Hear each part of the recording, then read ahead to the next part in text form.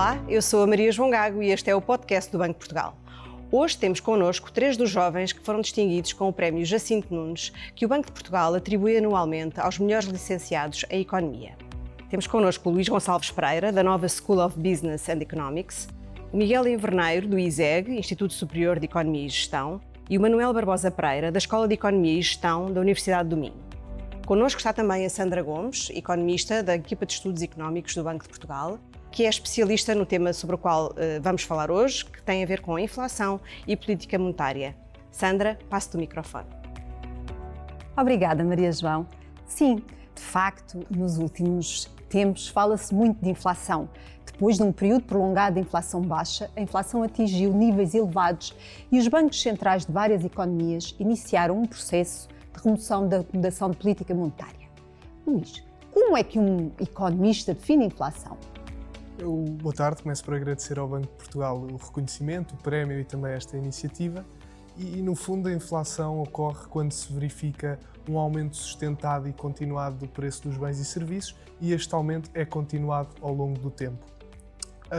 Isto no fundo quer dizer que à medida que os preços aumentam, os consumidores perdem poder de compra.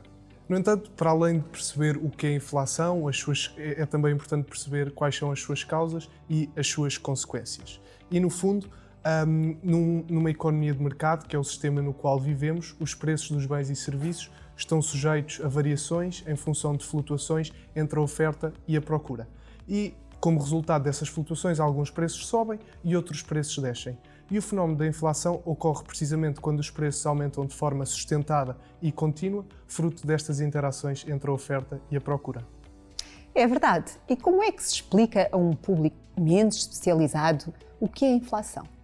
Ora, como eu estava a dizer, a inflação é um aumento dos preços, um aumento generalizado dos preços. E acontece quando o preço de uma grande parte, ou até de todos os bens e serviços consumidos pelas famílias no seu dia-a-dia, aumenta de forma substancial e contínua. E no fundo, como eu estava a dizer, a inflação reduz o poder de compra dos consumidores.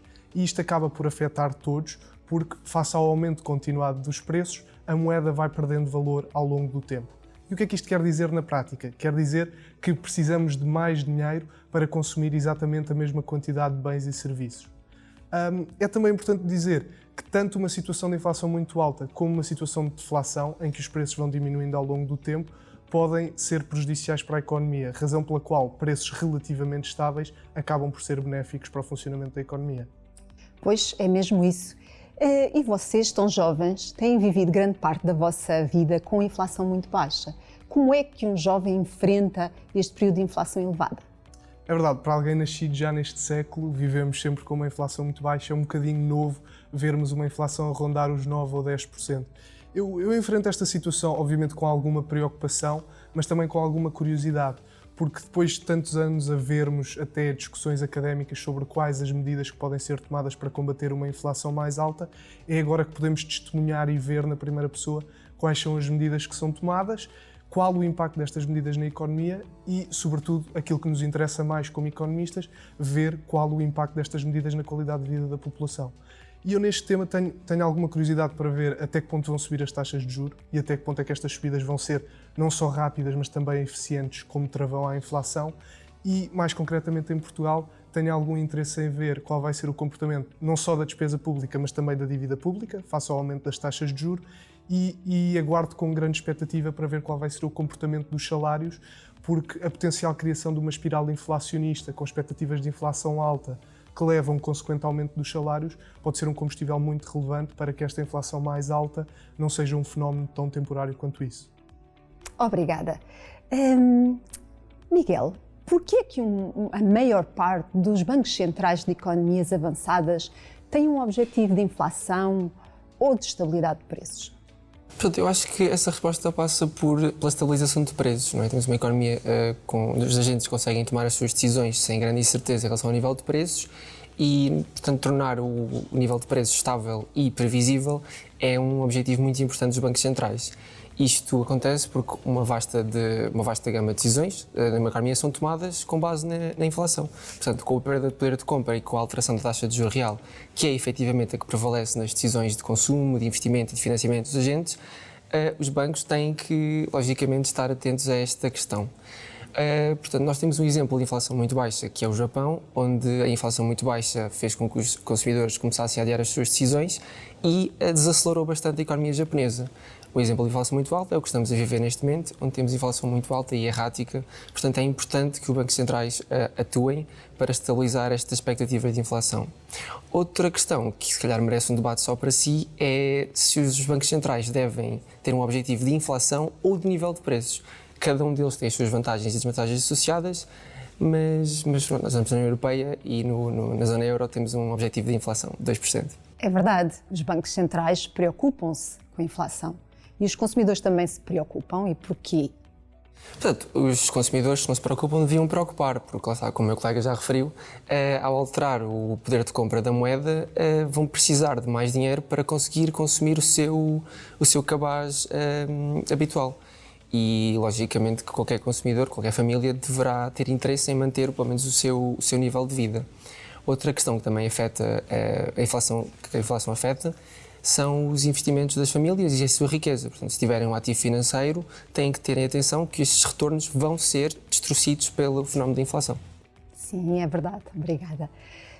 Nos últimos anos, de facto, os bancos centrais utilizaram um conjunto muito alargado de instrumentos para enfrentar uma situação de inflação muito baixa, ou seja, queriam aumentar a inflação para níveis mais próximos daquilo que são os seus objetivos de inflação. Hoje em dia, o desafio é completamente diferente, porque estamos num ambiente de inflação alta e, portanto, o objetivo agora é trazê-la para baixo, em direção a níveis mais consistentes com aquilo que é o objetivo de inflação dos bancos centrais, nomeadamente do BCE. Manuel, o facto de os bancos centrais precisarem diminuir a inflação num ambiente em que a economia real está a desacelerar representa um desafio acrescido para os bancos centrais e o que é que a política monetária pode ou deve fazer nesta situação? Certamente, combater a inflação numa economia em declínio é um desafio acrescido. Depois, como os meus colegas falavam, aumentos na taxa de juros vão dificultar o acesso ao crédito, até numa economia mais frágil como a portuguesa podem levar efetivamente a questões de incumprimento do crédito, que é sempre um tema sensível, e outras variações naquilo que é a economia real, seja o desemprego, questões de salários, poderes de compra, consumo. Toda esta política monetária, numa economia mais frágil, deve ser um tema mais sensível, porque tem implicações nisto mesmo. Por isso é sempre um desafio para os bancos centrais tentarem conjugar a sua política monetária e articular com a política orçamental em questão.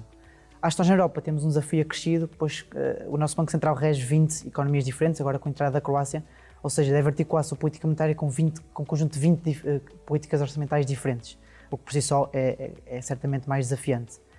Neste sentido, acho que a política monetária deve ter uma visão de médio prazo, aí o Banco Central concorda comigo neste sentido, em que eles prevêem que efetivamente é muito importante perceber de onde é que vem esta inflação, porque é completamente diferente de combatermos uma inflação que vem de um choque na procura, que é consumir esta inflação que enfrentamos hoje em dia, derivada de uma crise energética e de uma guerra. Ou seja, para além disso, de percebermos de onde é que vem esta inflação, o facto de trabalharmos no médio prazo permite-nos efetivamente gerir melhor as expectativas dos consumidores, dar-lhes espaço para que eles consigam perceber qual é a estratégia do Banco Central e, ao fim e ao cabo, é isto que vai definir a efetividade da política monetária. E não só trabalharmos no médio prazo permite-nos que este seja um ajuste mais moderado, evitando esta volatilidade que há pouco falávamos na economia real e certamente se tornando mais suave este regressar aos 2%, que é o nosso objetivo a nível do BCE. Pois é, de facto estamos a atravessar tempos difíceis e, como todos sabem, o BCE é uma instituição independente, mas é uma instituição independente em que os decisores de política não foram eleitos pelo povo. E isso parece-me que justifica uma comunicação cuidada, a explicação das decisões, uma comunicação clara. Como é que um jovem recém-licenciado vê a comunicação do BCE atualmente? Começo por corroborar o facto de, efetivamente, a transparência deve ser uma vez um dos pilares de qualquer Banco Central e o BCE prova-nos isso na última revisão estratégica que fizeram no ano passado, em 2022, reforçando a importância de uma comunicação transparente e efetiva, pois, como falávamos das expectativas dos consumidores, efetivamente, quanto mais consumidores é que for capaz de alcançar a comunicação do BCE, mais consumidores vão rever as suas estratégias, as suas expectativas e conforme a política monetária será mais eficiente. Por isso acho que é chave, e uma vez mais a questão de ser um Banco Central que rege 20 países é mais importante ainda. Eu pessoalmente vejo a comunicação do Banco Central clara e transparente e que efetivamente consegue nos comunicar qual é que é a sua estratégia.